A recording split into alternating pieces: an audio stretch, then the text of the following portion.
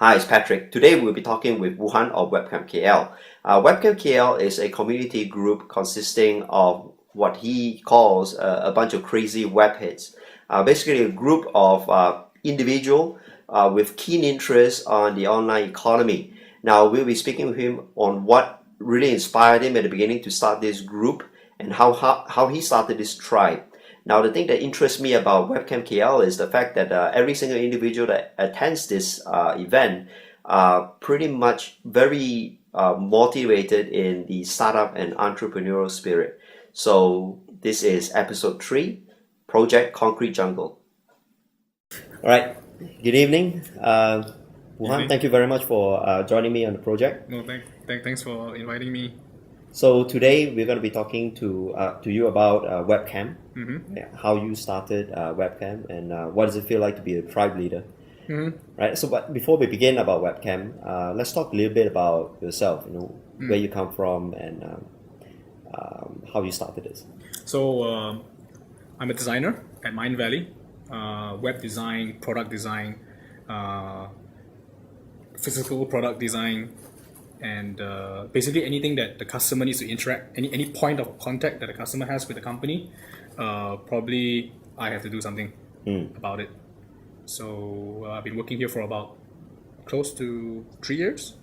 Before that I was working for a digital agency, and before that I was working for an e-learning company in Malaysia, and then prior to that I was working for about 3 years in Australia for a nutritional database company. So in all points of my career, I've always been designing stuff, building stuff that has to do with customer interaction. Not B2B, always to C.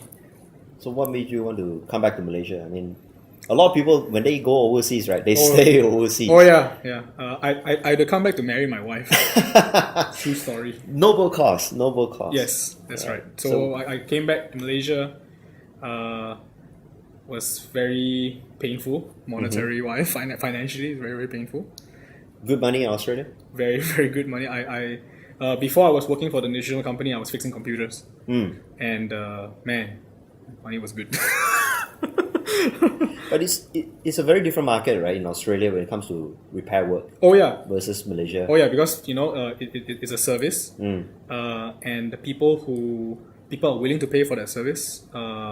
And I was very fortunate because I was in uni and I was posting up, need your computers fixed, call this number, and through word of, and I was pretty good at it. And through word of mouth, I managed to get asked by the wife of a police officer to swing by to fix her computer, and I don't mean that in. So I did a pretty good job, and she was very, and the family was very impressed, and they started telling all their their police friends, and I ended up fixing a lot of police officers' family computers, basically cleaning all the pop-ups, malware, so gangsters of the family computer. Correct. I mean, you get extra protection from the police. I should hope so. Okay, so you were there for what, 3 years? Then after you came back. Got married, and just thought, okay, let's try working here for a while. And was on the verge of going back to Australia when I found Mindvalley. Okay. And I gave it a try. Why do you want to go back to Australia? Shouldn't we talk about that one? Yeah, let's not talk about that. Okay. It's not very nice. All right. But anyway, I found Mindvalley and it was good, and I haven't looked back since. Yeah. That's good. It's as good as working in Australia. Okay. Maybe better. All right. So let's talk about. You have to edit that part out. You don't know I'm a lazy bum at editing. Shit. Okay. Right. So let's talk about webcam. Yes, let's talk about webcam. Yeah. Webcam. So what is webcam? For people who do not know webcam or have never attended a webcam. So in a nutshell, webcam is a monthly meetup of web developers, web designers, anybody who works with the web, works on the web, or needs to do anything with the web, entrepreneurs or investors who want to invest in web related. So it's a very much web industry type of meetup that we do every month for knowledge sharing, networking, socializing, and generally dicking around. So what kind of people are you interested in getting over to webcam? Are these employers or employees or students? We've got all sorts. Web develop. I mean, like basically employees, employers, consultants, freelancers, students, and like I said, people who are entrepreneurs who want to start up something, or investors who want to invest in a good idea. So it's been quite a good mix of people. So has there been any success stories of startups that were inspired or sparked through webcam? Well, some ideas are still incubating. Nothing of Facebook style success yet. Yet. Can you share a little bit more, like names? Any names? No, I rather not. I think they wanna keep that launch party. So they are all on stealth mode. They are all still very I would say much stealth mode, discovery phases. Right. I just don't want to name them just out of respect for how they want to do their thing. Sure. If they want me to plug, then they would have told me that they want me to plug. Right. Sure. So just want to respect. Very the entrepreneur startup thing in Malaysia is still very much in its infancy. So it'll take a while. So what's the perspective of the startup scene in Malaysia? I mean, I will believe one of the things that webcam wants to inspire is very much local startups. What is your perspective of we local do startups? want to promote startups and entrepreneurship. Yeah. But we are also wanting to promote rockstar professionals. As in like if you don't want to start up something and you want to be a really good employee, how would you go about doing that? How would you change your workplace?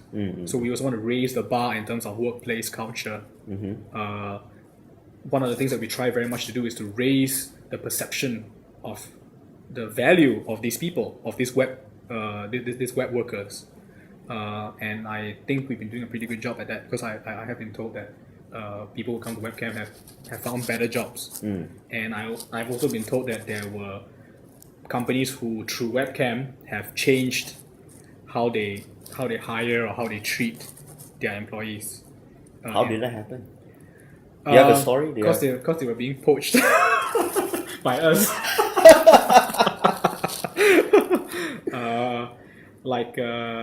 I don't know whether like the recent NSTP Waka Labs. You didn't go for Hack Weekend? Did you go? No, I didn't. No, you I missed Hack So Weekend. Waka Labs NSTP's new media office, very nice office. Right. I don't know whether they were inspired by this trend of people tech companies really making nice offices and giving their developers a lot of creative freedoms. Yeah.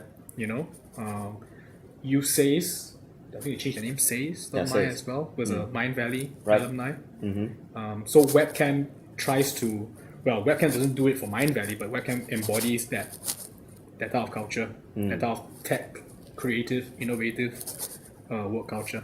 So do you feel that we still have a long way to go, or we are just right at the start point? I won't say of that start happening? point, maybe huge strides inwards already. Because right now you're talking about startup community, right? Entrepreneurship and everything. Oh, the startup one, then technopreneurship. yes. Technopreneurship, yes. But Silicon Valley has been all the rage for many, many years. But the thing is that Malaysia have been having these success stories, but they are known in the valley, not in this valley. But because they don't want to have when you say Malaysia itself, they are successful when they get to US. It's always a numbers market game. But anyway, so webcam tries to encourage that.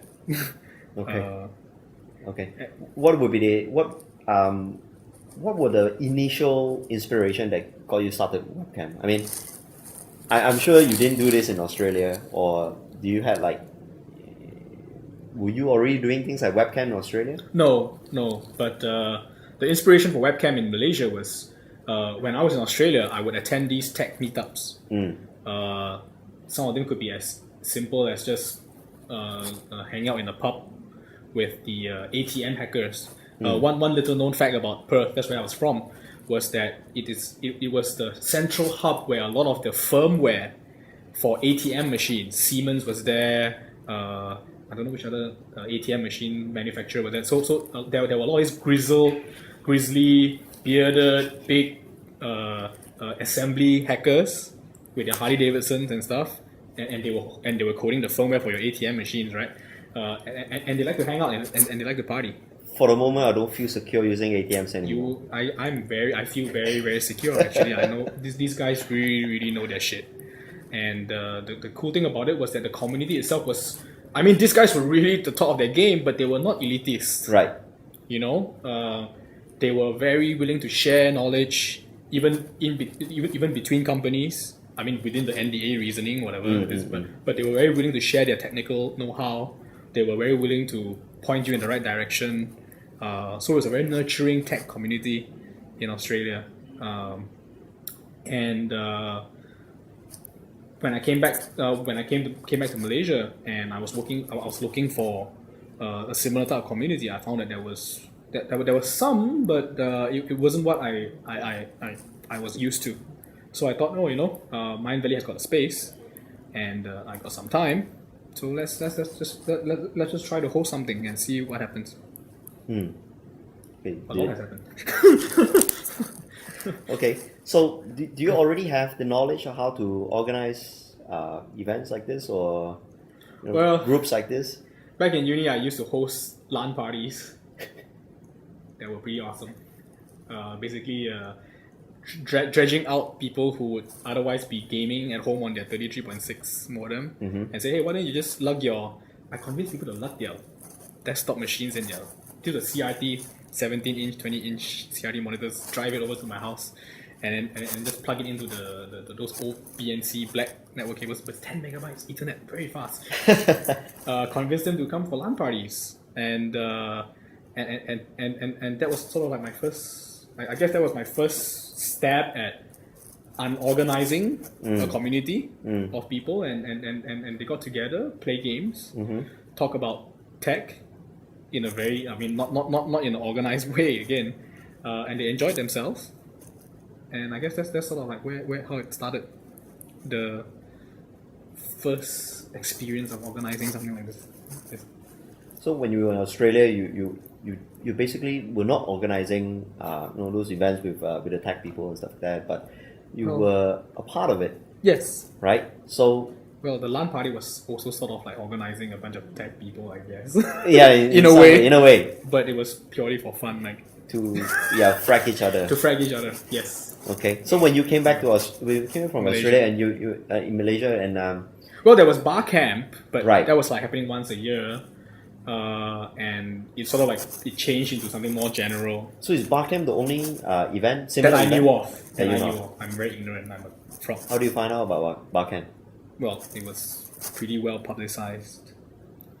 I've not seen the ads. I don't know. But word of mouth? But yeah, word of mouth. Right. Word of mouth. So that was the. So from Barcamp, then I read about the story about how webcam is not an original idea. Right.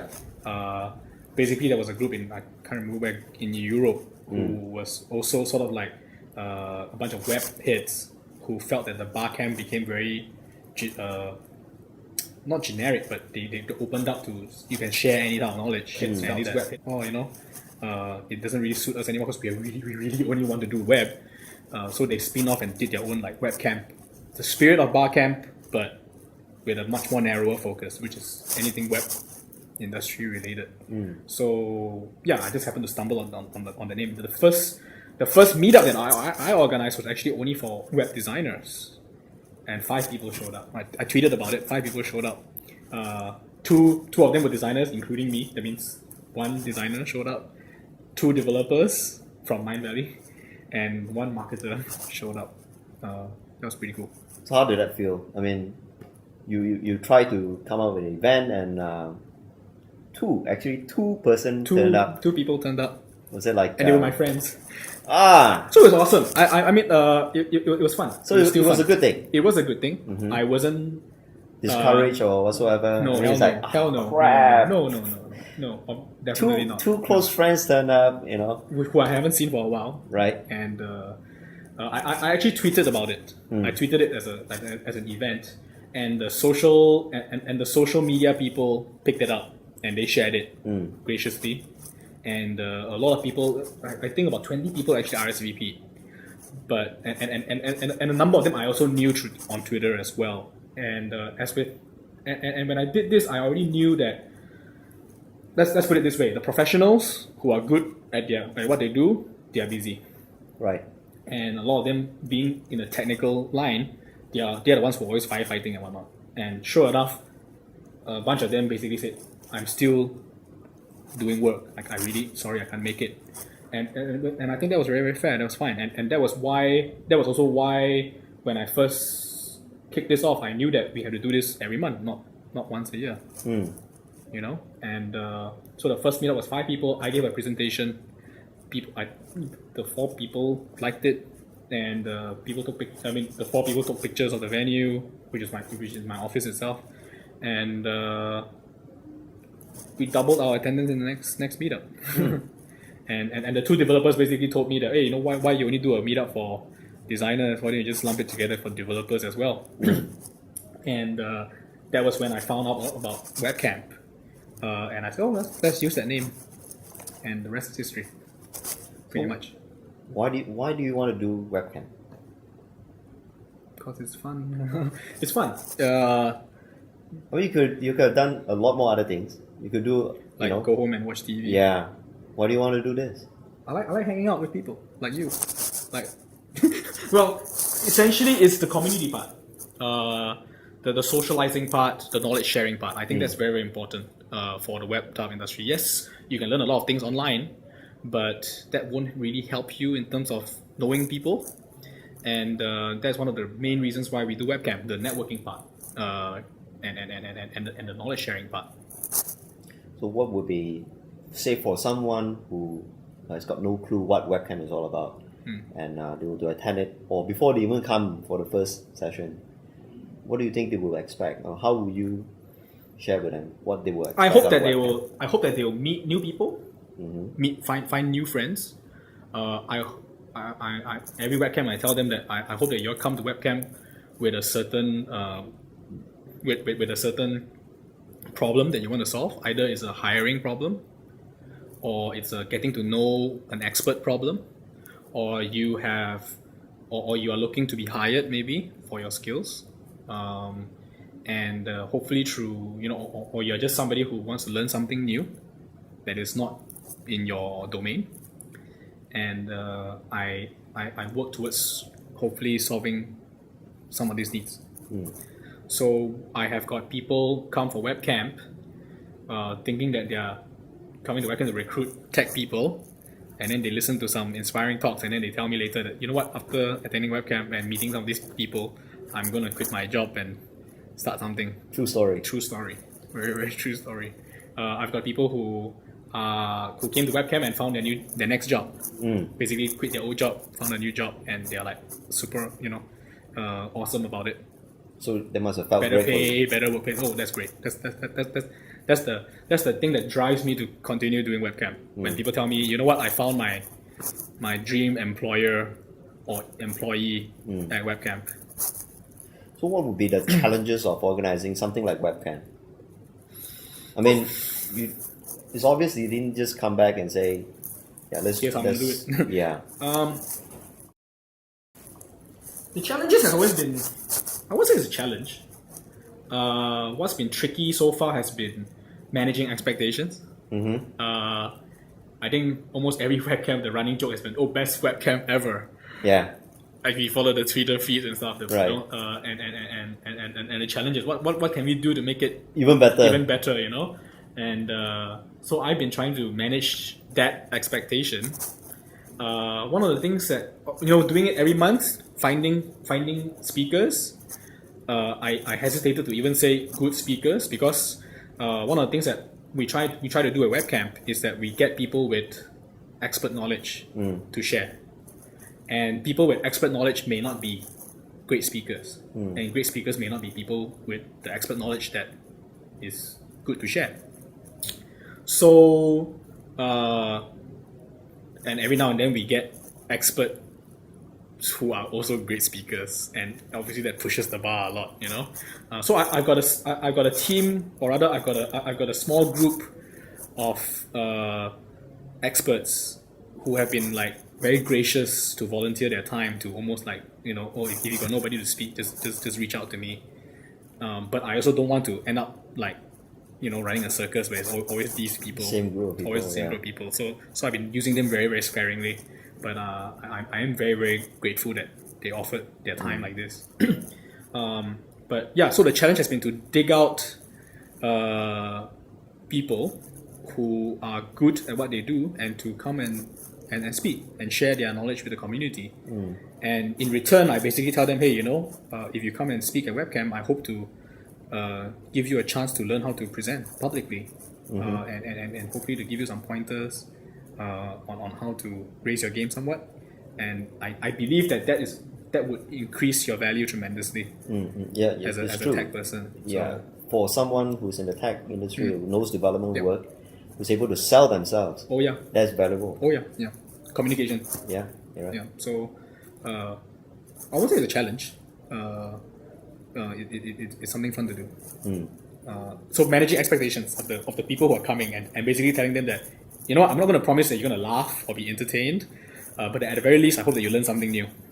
You know, and the least I ask from you guys is just an iota of courtesy. If whoever's presenting is really not great and is presenting something that you're really not interested in, you know, feel free to, you know, go walk outside, have a coffee, and chat with your newfound BFF that you meet through an ice breaking session outside. You know, just don't be disrespectful lah. So there's a lot of those cultural things that we try to instill in WebCamp. So, last few things. For someone, well, basically WebCamp is all about forming up a tribe. Oh yeah, right. Self-confidence, very very much from day one. Right. I had an idea of who I wanted to hang out with. But I'm not an ass. You know, it's not like oh, you must wear blue jeans and I hang out with you. I had a rough idea of the type of people that I like to hang out with. Basically, it's people who don't mind dropping F-bombs. They're casual. They're genuine. They know their stuff, and they'll share it with you. And if they don't know anything, they don't pretend that they know. That's very important. So there are certain like general guidelines that I try not to compromise on.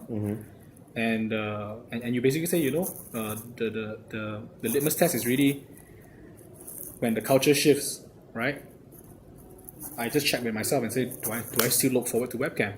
If the answer is no, I don't look forward to WebCamp, then something's wrong. So that is a very useful tool to gauge the tribal culture that we're trying to preserve and establish in this community, so that people get hooked of always wanting to come and hang out with these regular people, but new people still continue coming. So for today's interview, it's pretty much to talk about, you know, forming up a tribe and leading a tribe. What would be your top 3 things you want to share if someone in the audience would like to start a tribe of their own? Be authentic. Be true to yourself. Like I said just now, when you start a tribe and you're the tribal leader, take on that responsibility of the tribal leader. Because you are going to be doing this very, very regularly. You want to hang out with these people. I can't remember the name of the book. You are the sum of the 5 closest people that you meet.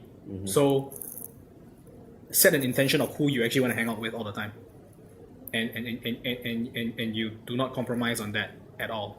You know, just you don't start this thing thinking that I want to be Mr. Popular. Right. You start out this thing. I mean, I started out this thing thinking that I want to meet, you know, these people that I would like to have beer with every week, and I can talk with them. You know, I can dig around with them. Secondly is modesty. Be very, very modest. Being modest have solved a lot of problems, especially when you have got people who are a bit more proud or they are very opinionated about things.